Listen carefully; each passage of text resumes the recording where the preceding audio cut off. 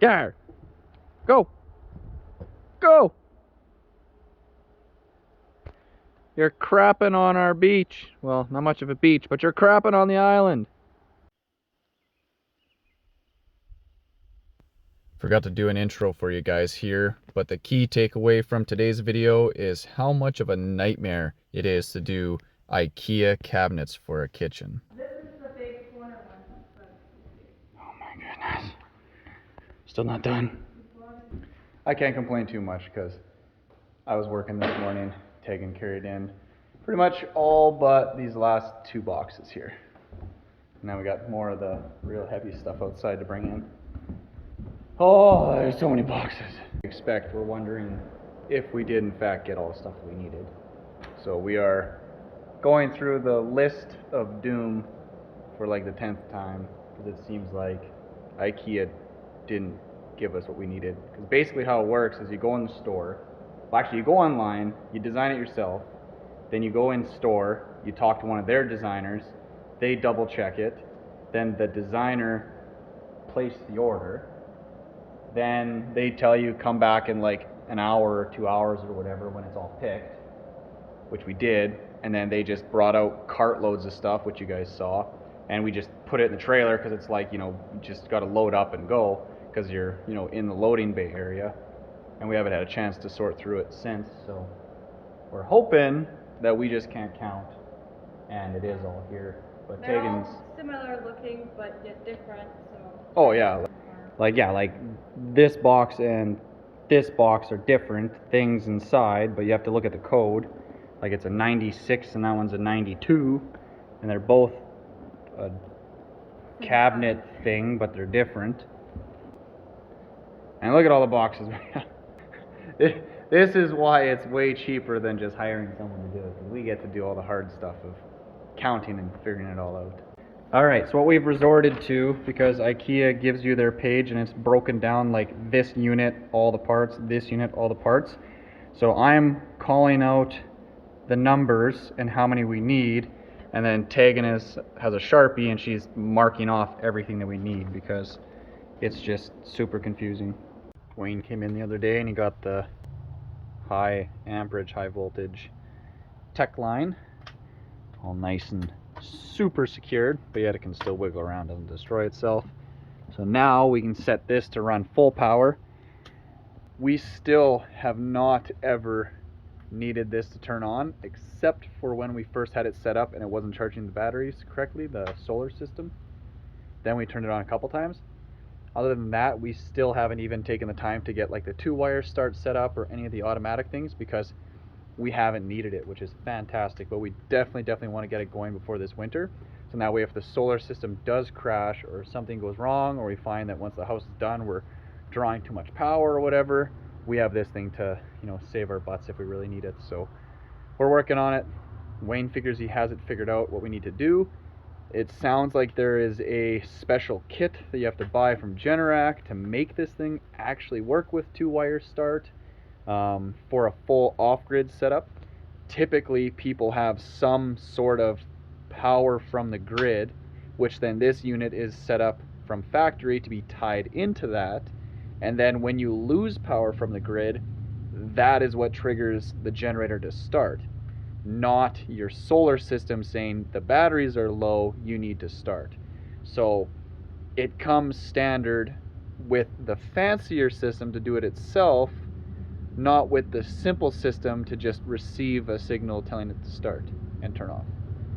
Why they do that, I don't know, but it's 75 bucks for this kit, so it sounds like we have to order this kit, which is kind of dumb, Generac. Like, just send it for 75 bucks. It's a like a little plug-in thing or something. Like, it's just a wire, that's it. Well, so it begins. The Ikea kitchen. Basically, all we can do is just follow their kind of crappy instructions and watch some YouTube videos and hope for the best. But first thing we go to do, put the rails on the wall, and you have to go get special screws for it. They want like a big fat head screw because they make the holes ginormous for their rails, which makes no sense. So we're gonna mark it out and then we'll have to go find some screws. Well, our tripod wasn't tall enough to do the top line, but there we have it. The responsible way to be a pyromaniac. Wait for it to start raining and then burn your cardboard, so if it blows away, oh, get struck by lightning too. Well, that might be an issue. We might have put our blocking for the bottom a little too low. So I think when we did our blocking, we did it to the line that we needed and centered it. But then I guess because the screws are actually way higher than where, like, you put it to the bottom. So we'll have to make that work. So you have to cut these things down to make them fit. But what we did was, so in their picture they show them like this, and then it touches at the top there, kind of, sort of. So, but because basically to get it to go into our blocking, we're putting them at the lowest point in this hole. So then we're just flip these and we're sticking those up in there, and I mean, it'll work. I mean, I don't understand what the big deal is. Why do they have massive holes like that with these? Like, the only thing I can think of is it's for people that are too dumb to know how to, like, properly level. So then it gives you tons of adjustability to, like, get this straight. Right, so we got all the bottoms on. So we're getting mainly lucky. So I think, yeah, with being centered on our 32 and whatever, plus our 2x6. So if we're just slightly not centered, right, we should have centered it here, and then being, you know, almost 2 inches above that now. So it's working, but I guess we just didn't know how the rails worked, right? We assumed the rails, the height in the instructions for the rails was where the rails went, but that's just the bottom of the rails. Well, someone was busy today, but you and my mom got this all done? Yeah. Did it end up being as painful as I anticipated it being? Once you got the first couple, you kind of knew what you were doing? Yeah. Started with all similar ones, and then we had hard time with this one because there's lots of little extra pieces. This is for the corner blind cabinet. Oh, this is the bottom one, yeah. And this one's surprisingly very difficult. You can't really get a screwdriver in there. Oh, yeah, yeah. Bottom one. Almost need a stubby. But yeah. So you're ready to get some of these put up on the wall now? Yeah, it's too heavy to lift by myself. Yeah. I mean, they look heavy. It was heavy to carry the pieces in, so. That thing looks huge. Whew. Yeah, we have to. This thing looks ginormous. Oh my goodness. What is this, 30 inches wide and full height? Yeah. And full depth. Yeah. So that'll be a nice pantry sitting there. So it taken, don't go away. Oh, that was cringy. What? That just seems like way too much weight. Oh, it's flexing so bad. Are you? So, trying to figure out the microwave power cord. So we kind of have it, just put it in at the standard height, which is for like a microwave that goes in a top cabinet. We're putting it kind of in the middle of this cabinet, which is kind of like a lower height. So then we have to figure out the height of this, and then dropping it down and sticking it through to get as low as it can with the wire that we have. And then we have, which is 45 inches, and then we have 4.5 inches, which is for these feet on the bottom, roughly, but it still should give us enough. And then we're from here, well, from the laser to center, so that's going to be the edge of this, because then we have 5/8 for our thing, and then the rail's a 1/2 inch set in, blah blah blah. So you'll never guess what we're fighting. We are fighting, like always, our walls are not level. They're not plumb. This is only on like a foot long level, so basically the walls are so, like, the corner is nowhere near 90 degree, and then straight up and down is not plumb, And then if you run a straight edge, it's not straight. So basically, like, trying to get just these 3 cabinets on, we're gonna have to like let this rail stick out like a 1/4 inch from the wall on this end just to bring it in so the cabinet will even touch on this side. Because it's touching in the back, but it's way out. So we're gonna try and put a paint stick in there and hope for the best. But yeah, it's pretty much, if your framing doesn't go up straight and everything, then just everything is a nightmare the whole time. With these things, you have your rail that goes up, then you have those hanger things, the silver pieces up there. Those clip onto there, and then you can slide it back and forth, whatever you need. These are not slotted. I thought they were slotted, but they're just slightly oversized, so you have almost no adjustability on that. So your rail really has to be perfect. And then on the bottom side, behind here, there's just 2 little feet that dig into the wall. So if your wall's not plumb from the top to where those feet are, then the whole cabinet sits in or out. And then to put 2 cabinets together, you just put 4 screws in the corners, just tiny little ones. And yeah, so I mean, this is a pain. Good as it's gonna get. It's as good as it's gonna get, yeah. There's so much adjustability to these things, you can go crazy. So even like this little spacer piece here on the inside has brackets that are adjustable. So kind of starting in the corner, like they say, get 1 piece level. And then the feet on them, which Tegan, I guess doesn't have any, but they have just these plastic threaded feet that are kind of difficult to get to pop in. And then you just turn it, and it goes up and down. Seems to work fine. And see, you can blow. Oh my God! Yeah, I love these. Oh wait, can you do the white eyes again? Trying to look everywhere. Yeah. Yeah, look every direction at the same time. You got like Okay. 6 cameras on I you. think- Alright, blow it out. Blow it out. Blow it out. Woo! Oh, no boyfriends. Alright, I guess I'll go. Here's our wire for the microwave.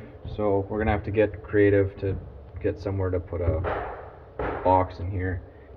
So, solar guy came back, put up a whole bunch of warning signs and everything.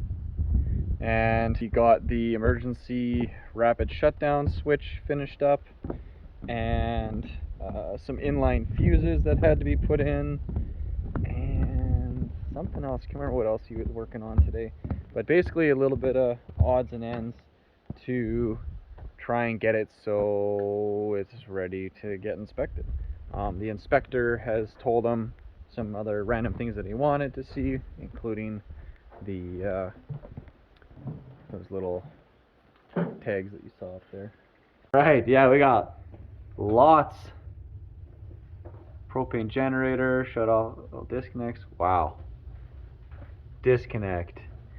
Warning. Wow, he had him go nuts with the warnings. My goodness. Added screens over the vents and whatnot.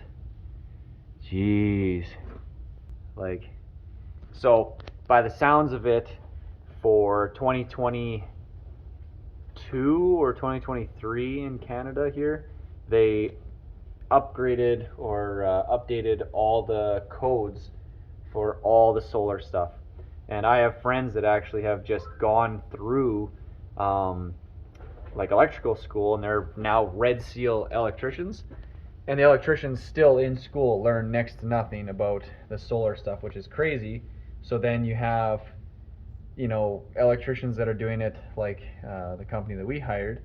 They have to constantly be learning, right? So like all this junk, right? He's never had to do this before, but the inspector just said, you know, for starting now he knows he has to do this on everything. So it's just another one of those things that's just adds a ton of work to something and makes it just ridiculous. Oh my lordy. They made them cover all of the panels on the back side with mesh wire. I guess so you can't touch it and can't do anything with the wire. That is ridiculous. So I guess I just used some of our tin screws to go into the aluminum frame, which that just weakens it more, which is less than ideal. That is just, that's ridiculous. Like, the amount of stuff, like, how much extra snow is going to get stuck in there now and freeze up with ice and whatever else. Put in, looks like they started on putting 4 of these braces in. They got 2 in for now. I don't know if they're coming back tomorrow or if that's it. But these will help hold. For sure gonna help. But yeah, that's just ridiculous. This is the reason for solar in Canada, with it being completely off grid. There's no we have no utility coming in.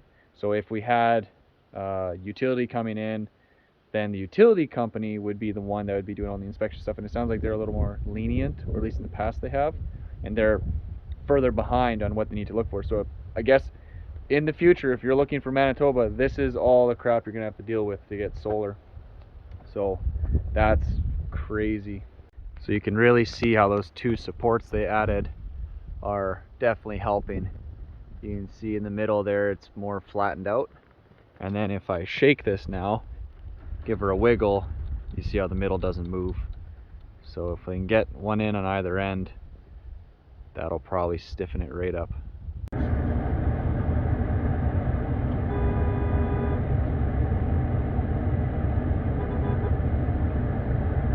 The respect I get around here.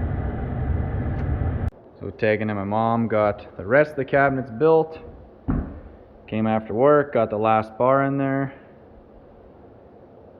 Tegan was arguing with me on the length of it, but she was measuring to the inside of the window, or outside of the window, not the inside. I'm on the inside, not the outside. And Tegan, we're both right, but Tegan made it my task and then didn't want to let me do it. So the house here, and we're figuring out the recycling chute that we're calling a recycling chute, but basically, so right next to this vent, and then next to it there is where I think we're planning on cutting out. We're gonna have a chute comes down over or something, and then a bin here with recycling or something in here, something along the lines of that, where then we can basically open the drawer, throw recycling straight down into here, have a big bin, and you're laughing. Easy peasy. So the plan is we're leaving 1/2 inch here for this, and then we can put a piece of plywood in here. We have to support the, jeez, taking throwing stuff around. We're gonna have to support underneath the cabinet all the way around. So from the edge of the cabinet, I'm 2 inches in, and then from the front of the cabinet, I'm 2 inches in. So I can run probably a 2 by whatever material around here, hold up the bottom side of the cabinet. Backside, there's lots of room. Would have been nice if we could have gone deeper, but then we're right into a floor joist there. That's a hole. So yeah, basically it's gonna go down, and then it's gonna turn, and it's gonna go over there beside the tank, past the black hose into a garbage can. As expected, losing my friggin' mind with these stupid cabinets. So we're putting on these cover panels that are white with wood print, so we don't have just white, because Tegan says we need white with wood print, so here we are. And you have to clamp them, line them up, and then they have to line up perfectly with the doors, which we did that one, right, to get it lined up. So this is, you know, same distance out as that, closes into it, makes it look pretty, whatever. Total pain in the ass. Massive pain in the ass to do this. And then the screws they give you to get through this stuff, which has like a plastic coating on it or something, you have to drill, pressing as hard as you can in the same spot for probably a solid 30 seconds before it even punches through, and then it'll go. So we're gonna pre-drill through this plastic crap and then put our screws in, see if that makes a difference. Because like the one on here, left-handed in the back corner, I stripped 2 screws trying to get it in, and they don't give you any extras. So not many things with Ikea that you have to actually cut things and do real screws, but the kitchen stuff you do. So this is a side cover panel for the pantry slash microwave thing. And it came as the right width, but the height of it is, I think, 10 inches longer than what we need. Yeah. So what they tell you to do is measure it, mark it, then put tape, and then, or I guess you got to put tape first, then mark on your tape, and then cut through the tape to keep it from fraying or whatever on the edge. We had to notch it out for the rail, right? It has to go up around the rail.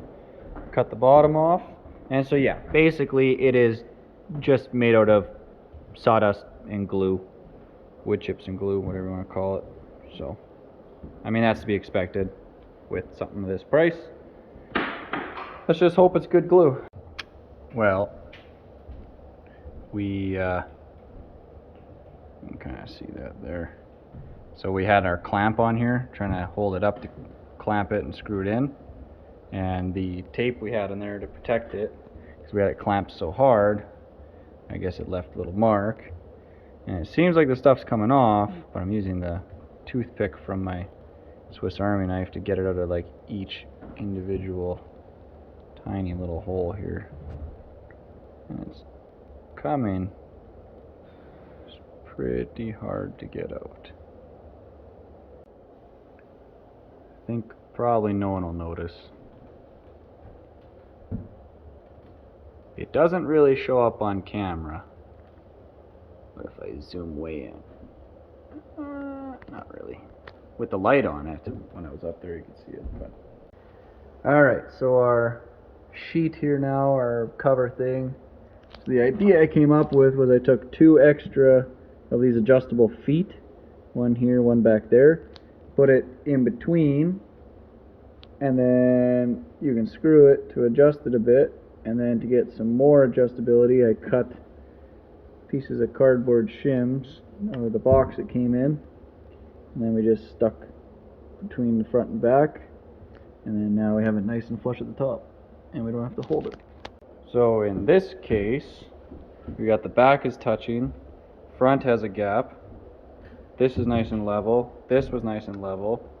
This is due to the rail not being perfectly straight, so we're reaching back through here, because luckily this is the end of it. So then we're gonna space this out, put a shim there, and push that side in. Pretty much I heavily underestimated the importance of getting these rails like 100% straight. Like, there pretty much can't be any deviation in these things. Oh, and especially with our walls being as bad as they are, which, I mean, it's pretty bad. Like, some of them are like 3/8 of an inch out, which is pretty bad. But you would imagine that instead of having to do this, you would think that Ikea would give you slots on these, so then you could just slide the cabinet in or out on the slots, but they're not slots. They have extra holes for a different usage, but a slot would save all this effort, because then you could just loosen it up, slide it out. Designed by Tegan Suchuk, installed July 2023. And then my mom added, Debbie 80 was here July 12th. That's today. So yeah, update on the kitchen. This is what, day 3? Yeah.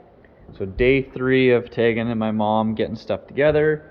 They got some of these doors in. These are vertical ones. They need to be adjusted still for spring tension. These things, so there's like drawers, and then there's like drawers within drawers. I don't even understand how that works. They're all soft close. Sure. This ended up working out nice since we wanted. These you just slapped it. So we haven't set any of these. There's adjustability right on all these to make it look ultra pretty, but yeah, see, like, it's tight at the top, big gap at the bottom, so we can go around, and that'll probably end up being another one of my jobs. Basically, they get the easy job of putting it together just Lego. They get to play Lego all day, and then I show up after work and I have to do all the hard stuff. You're the one who actually cares that there's... You're telling me it wouldn't drive you nuts having that stupid like wedge crack? Only if it runs. Only, oh, so as long as it doesn't run. I think that's like, even from here on video you can see it's like 4 inches of a gap at the bottom, and then it's like touching to the top. So above the fridge here we're getting creative. So we just took a off-cut piece from one of the other panels we had to cut, left a good side on the bottom, good side showing. It is shorter than normal, but with the fridge here you're not gonna be able to see it. And then we're gonna put in a piece in here on the flat to just close that off, and we're gonna have to do like brad nails into it, however we figure that out. That's gonna work. So we're not gonna bother on the bottom because you're not gonna see it. It's just so that way when you're looking across it, it'll look filled in. But we tried shooting a brad through, basically it would be 2 layers and then through that, and it didn't even come out the other side with a 2-inch brad. It turned somewhere in there. Because the wood that they use for this is like, must be a whole bunch of different types of trees or something, because even when you're cutting it, you can feel it change in how much resistance there is cutting. So then we've cheated it out. So instead of going through here, we're just going through the 1 layer. So it's a different distance in for the reveal from what everything else is going to be, but gotta do what you gotta do.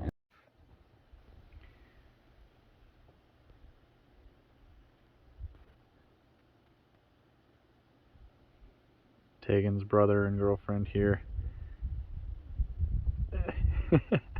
They're checking out all the solar stuff. Thinking pretty neat.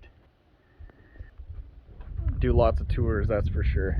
Showing everyone what's all happening. So, we got our cabinets in where we want them. And then, basically what I did was I just used the laser to line up with there, make my mark on either side. So then I know that that is left to right where I need to be. Then I ran a straight edge down, measured in, gave me 2 1/4, so I went 2 1/4. I know that I want to be nice and square to this, so then I measured my length, which is 11, across, back from that, squared it all out, and that should be my hole that matches that hole.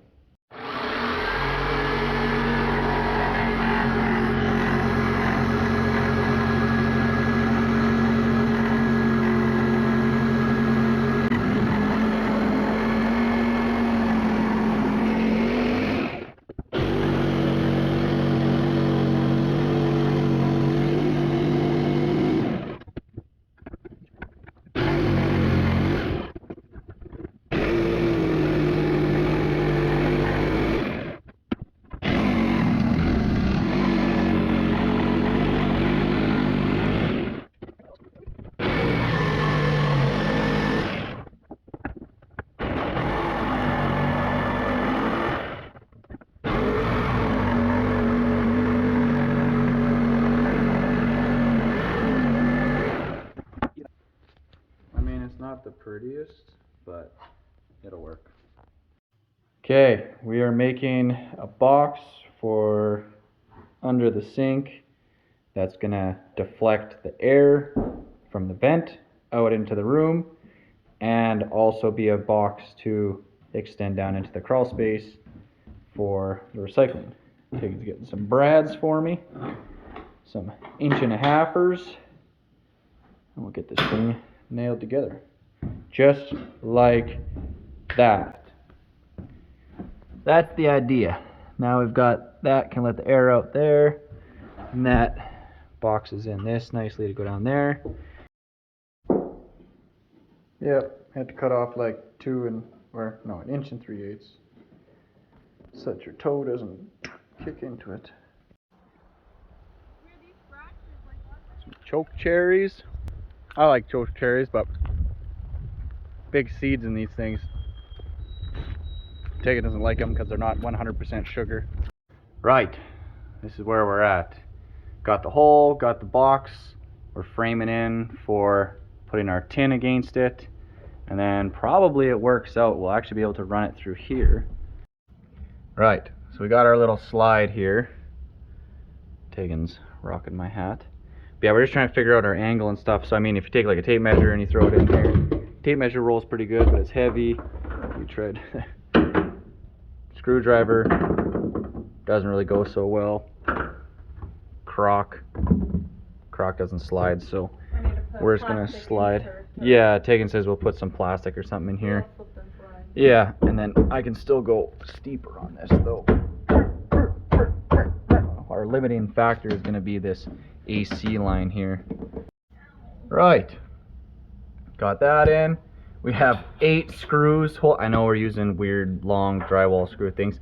Don't care. I really don't care because it's just for throwing recycling down, so it's fine. But we held it up off of our water line a little bit right there, so that's not going to hit.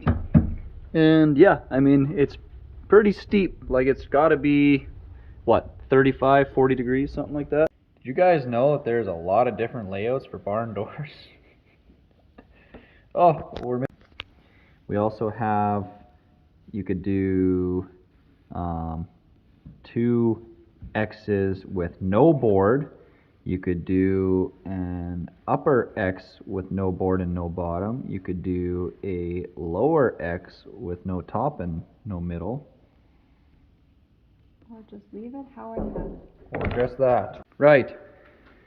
Island cabinets. We're on probably day, what, 325 now of working on Ikea cabinets. Because you haven't been here to work. Because I've been actually working, not working on the house. So that's a no-no in Tegan's books. Anywho, so what we decided to do is, so Ikea never sent us enough bottom feet for this, but they sent these block adjuster things. They can go up and down, and then you screw through the top of this into these, set your height, level it, blah, blah, blah. We're gonna make those work. Island's not supposed to move, it's supposed to be permanent, and then we're getting power into it, so that's gotta be definitely permanent. We screwed all 3 of these together flat on the floor, made them nice and flat and smooth and square. So we weren't sure how to do this because they don't tell you, so we did 4 screws on one side. So we did the same thing, the top and bottom corners. And then on the opposite sides, we did 3 more down the middle. 1, 2, 3. So there's 6 screws, 7 screws now. 4 from one side, 3 from the other. And seems to be tied together. I picked up that side. The whole thing's wibbly wobbly because they're not designed to twist. But should work. We'll make it work. We always make it work. Okay, so measured the center of our light, marked another spot over there, ran our laser, straight line, straight to here, marked center on there. Got this perfect now, and then squared it from here to there, here to there. Now Tegan is drawing all the way around it, and then we can put those Ikea adjuster blocks on the floor first. You got straight, you got centered, it's up on the blocks. That's how those stupid little blocks work. We are supposed to technically have our legs in the corners, which we are going to forego because Ikea never sent them to us anyway. Quitting going home. This thing's bullshit. Mitchell's in a grumpy mood. More often than not, I leave to go back to sleep. Drive back to our rental place. And I'm more angry than when I get here. With just the amount of stuff that I have to mess around with. And building your own house sucks a lot of the time. Like, it just, yeah. Like, it's just, I would say it's like 90% not fun, 10% fun. Because most of it is like, even if it's something that's not hard or anything, it's still, because it's yours and you want it to be done right, and a lot of times to do it right is extremely difficult. Or even like this Ikea stuff, it's just a pain, and I'm crawling around on the ground trying to get screws in and stuff in bad spots, and Gets frustrating, especially when you've worked all day. And then you come and then you're trying to do this stuff and you're already have nothing left in you, and then you gotta keep working on the house till 9:30 at night or whatever, and you got a half hour to drive back home just so you can have some food and a shower and sleep and go to work again the next day. Takes a lot out of you. Takes a lot out of you. Found a berry picker. Someone's stealing all my berries. Oh, a little flat. Oh, come on. Just gotta get close enough I can get the air compressor out to her. I saw this one on Grind Hard Plumbing Co. YouTube channel. You should check them out. Lots of crazy builds. The Barbie Jeep stuff. So you take your normal hose, so no chuck on it, and fills the tire. No one knows how this works.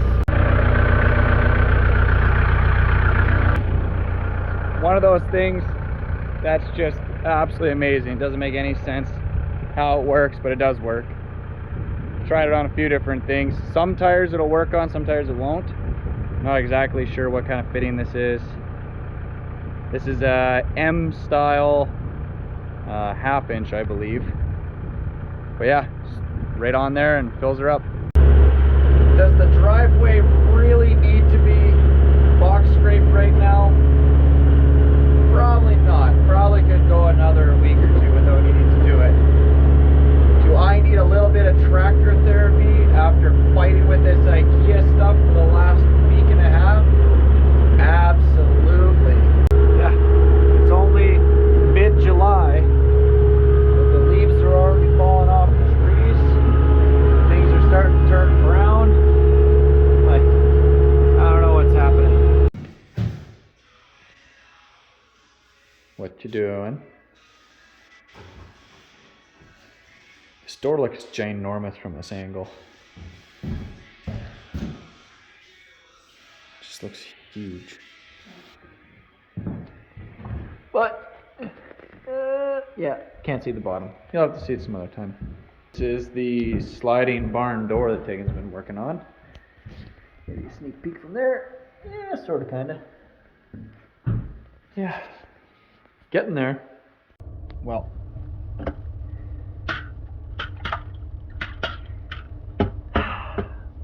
keep saying we gotta fix that, and I keep not fixing it because I just don't have time.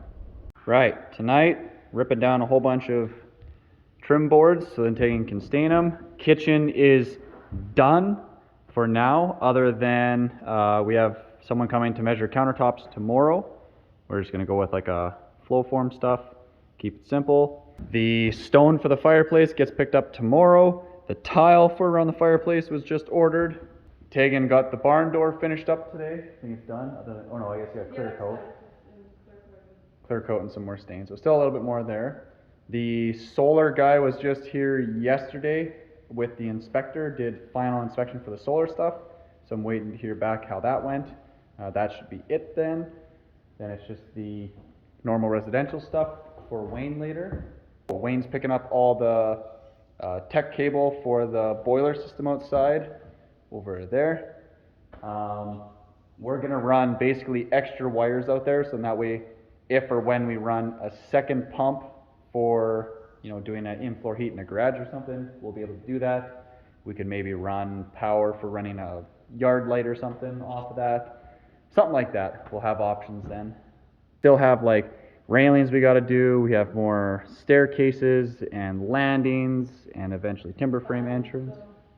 We have what? Yeah, we still got wood siding we gotta do with everyone there. Gotta get all of our appliances and stuff. Plumbing still has to be finished. So, and it is July 20th today, 2023. So, we're a year and 2 months-ish since we broke ground. technically, theoretically speaking. But let's get this stuff cut.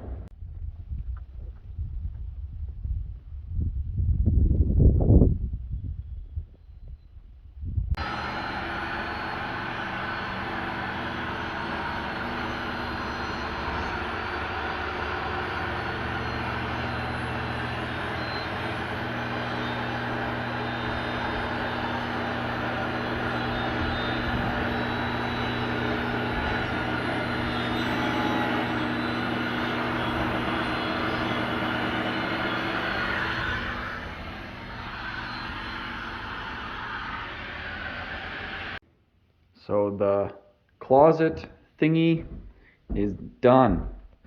Well, mainly done. We got bars to put in and then taking out some of these fancy hooks. Oh, yeah. Like a spring inside them. So they can fold up out of the way. Drop down. I didn't have faith that they would hold anything because they're like so fat, wide, and rounded, but tried it out on a shirt and stuff and it seems to work pretty good, so guess I was wrong on that one. So I own a lot of tools, but these oscillating tools are slowly becoming one of my favorites. So this is kind of like an impossible cut to do nicely, just trimming this back to the height of the drywall, but using the kind of offset blade, you can stick it pretty much right flat against there and then just let it follow itself along and cut. This one's gonna be really hard because it's so tight to the wall, but those two went pretty well.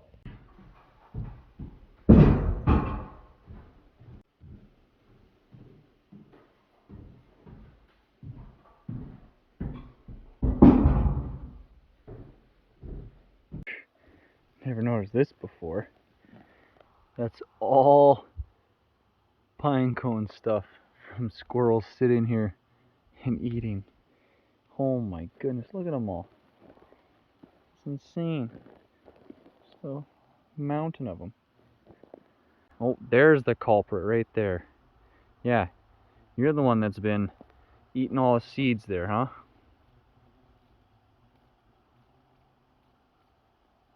Red squirrels. They're kind of cute, but also not really. Just like magic, we have all 4 braces in now. So that should have pushed, yeah, pushed quite a bit of that flex out of here. Let's do the shake test. I mean, I guess it's as good as you're gonna get with aluminum framework, right?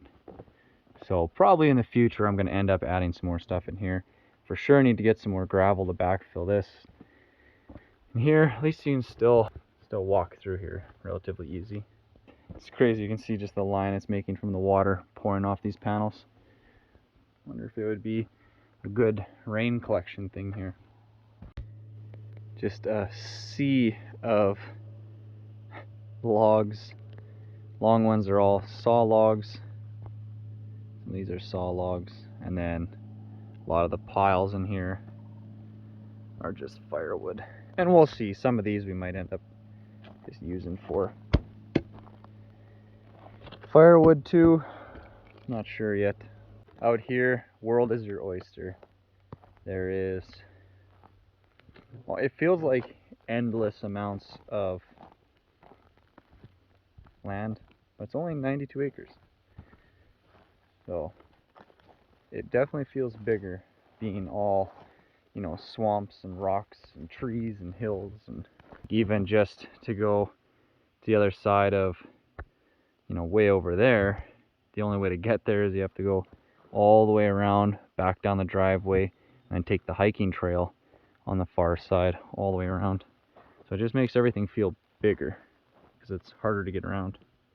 A lot of people don't know that Saskatoon is not just the name of a terrible city in Canada, but it's actually the name of these berries. They look like blueberries, but they basically grow on like a taller bush. So they're I would say one of the most difficult to pick berries, in terms of, it seems like every time you find ones, they're either already gone and they get like weird blights and stuff like that, or they're dried up, or they're not ready yet. So the fact that I found a handful that's pretty much all ready to go is damn near amazing. And because I'm a nice guy, I'm gonna take a handful to Tegan, because Tegan loves everything that's sugary and sweet. So these are, I would argue, better than blueberries, like better tasting. They just have such a nice, like, I don't know, it's like a blueberry that you added icing sugar on top of it or something. It's so good.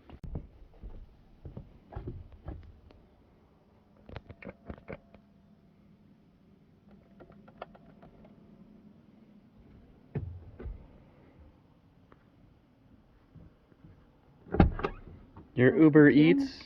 Yeah, Saskatoon berries, and they're actually like good. Here, let me in. The bugs are biting me. They're like, I like them better than blueberry. I think you grabbed a bad one. Here, try another. I was picking them off the bush out there and eating them. They're like super sweet. I don't have big pits like some of them. No, once they're like actually ripe, it seems like they're just a blueberry. I said they're like a blueberry with a bit of icing sugar on them. Exciting news. Got something today. Boom. We got all of the stone for the fireplace. Big old heavy boxes. I dug into this one here. This is Elite Stone Products, Manitoba. This is the box of corners. So that's that stone we were looking at there. So we put our order in. I did notice that some of them have quite a bit of like that concrete porousness-ism to it. But all in all, pretty good. I mean, we were looking for, we wanted artificial stone. We knew we couldn't afford to go with like a full fancy natural stone. Alright, this stuff's pretty heavy.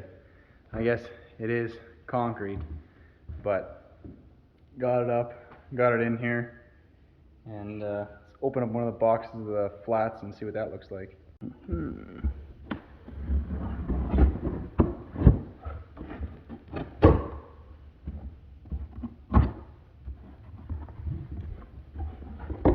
Wow, it's all tan color. That's the back side. There you go.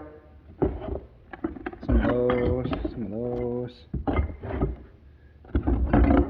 So I would say it's definitely not as like dark as I thought it would be. It's a little more on like the lighter, like kind of gray and light brown, but I think that's gonna look good anyway. Yeah, we have one extra stone. That's the sample stone, so they definitely picked like a very, very, very nice one to send as a sample, but that makes sense, right? Wouldn't expect anything less. Hoping that they're not all chipped up like these are. Looks like they're pretty banged up, some of them. But so hot. It's not even hot. It's only like 24, 25 today, but humid, like super humid, just like literally dripping. It's nasty. Welcome back to 80 Acres. Today, get more of the junk out of the way, get rid of a bunch of the nails that are in the ground, switch the tractor over to the grapple, most likely will be the best tool, and then I'm going to start filling in some rocks between here and the tank to make a little retaining wall so we can start backfilling the sewer tank. Lots to do. Let's get at it.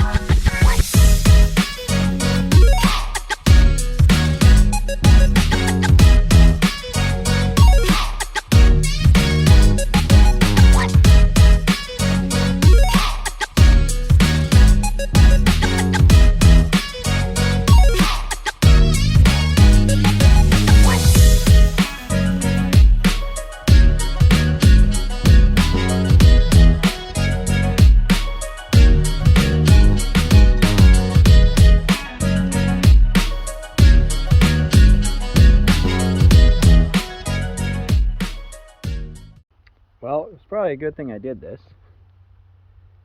Picked up a couple nails. Oh, here's another one that I found on the ground.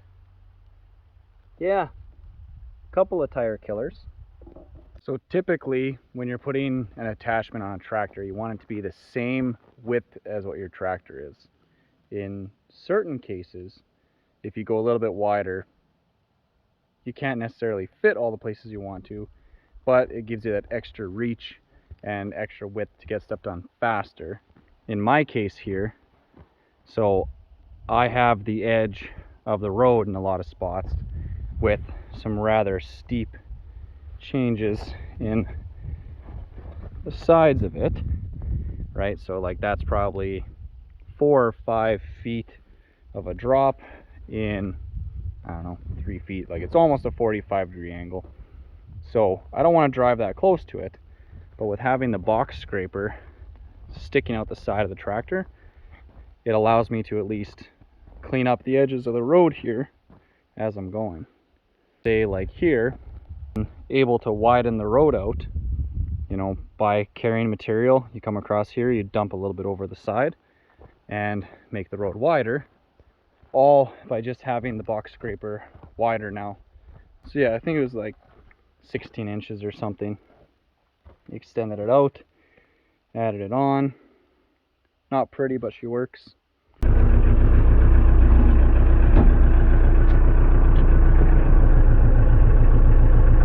Okay, let's go get the grapple. That's like the most satisfying thing ever with a tractor.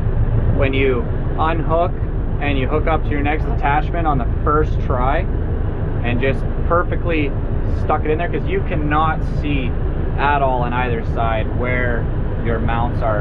All you can do is look at the very bottom corner there to try and tell where you're at. But I think I got her on the first try. Now I have to try and get the hydraulic lines hooked up and see if I can bend that back. Why are these so hard to connect? Like the one set, you can't even begin to try and push them together. The other set goes together but won't latch. Every time with this thing, I just, oh my goodness. Oh, so these are where they hook into the remote at the back. So this one here cleaned it up, and I had to just keep hammering on the end of it here. Come on, focus. Keep hammering on that to get it to finally release, and it was just shooting hydraulic fluid everywhere. So this line was super under pressure. So hopefully that'll help now. So both those lines were the exact same thing. They were both super pressurized. So when I left this, so the only thing I use these front hydraulic lines for is for this grapple. I don't have any other attachments. And when I left it, I tried to leave it with as little pressure in the lines as possible. You know how you just feather it to find that kind of equal spot? But I guess there must have just been enough of a temperature change that the fluid in the lines expanded enough that I could not get it to go in. So same thing, it just hitting it against that top link there, it was just spritzing out almost like a tiny mist.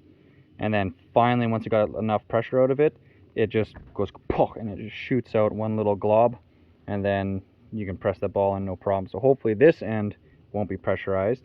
And then if this is good, then it'll be, these will be the next one. And on these, before, I've had to crack these lines to let out some of the pressure in the past. It's just, I feel like it could be easier. So I don't know if it's, it very likely could be that I'm just dumb and I have no idea what I'm doing. Because, yeah, I might just not know. And if you know, then let me know. That's a half hour of my life I'm never going to get back. So, all hooked up, bungee cord to hold it in place, because why not? I do see that this broke off last time I used it. I guess from this thing pulling against it. I mean, the bungee cord you think would have more give than that, but I don't know. I mean, this thing was cheap when I picked it up. It's all bent. This isn't right. That's a little messed up. That's a little messed up. That's a little messed up. It's all messed up. This used to be a single claw right across, but the people who had it before me, they cut it out because they figured that was causing problems making it bend. Yeah, this is messed up. That's messed up. So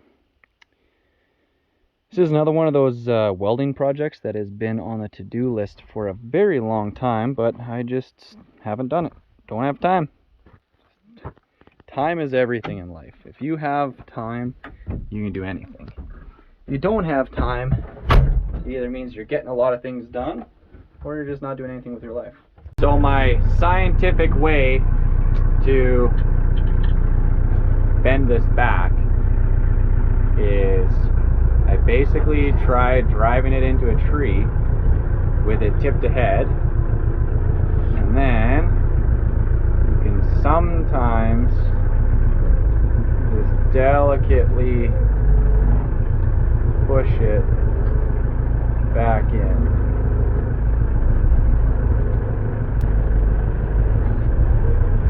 No, she might just be stuck there. She's bent so far, she doesn't want to come back. Because what happens is, when you pick up a rock that's really big right in the center, this one closes around that way and around that way because the pistons are on the outsides, not in the middles. So I want to move the pistons to the center, but then I got to reroute hoses and all kinds of stuff. Or I have to try and add some triangulation to it or something, because it keeps doing this. So we're getting boulders from the pile of boulders that my buddy got stacked for me with the big excavator. So I was trying to come from this angle, but I kept pushing him downhill.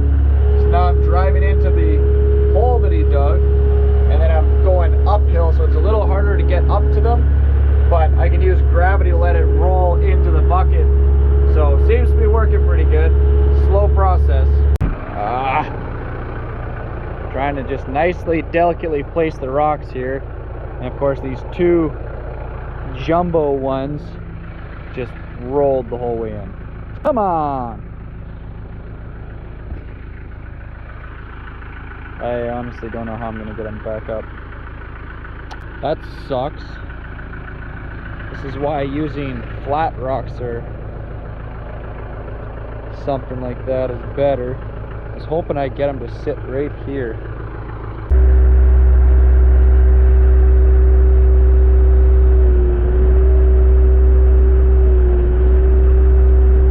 Oh, just stay in your spot. It's your home, rock. Were you too good for your home? Okay, stay there. Don't keep rolling. Gravity can stop anytime now. Well, I successfully bent both sides far more than they were bent before.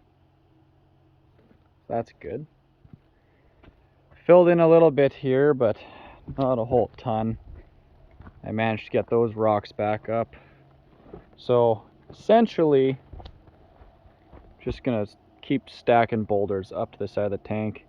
Then I want to fill this in, so that way I can start driving off the driveway into there, and then I have to fill all that up right up to the bottom of that pipe. So tonight, getting the pile that was at the corner here, tried spreading it out.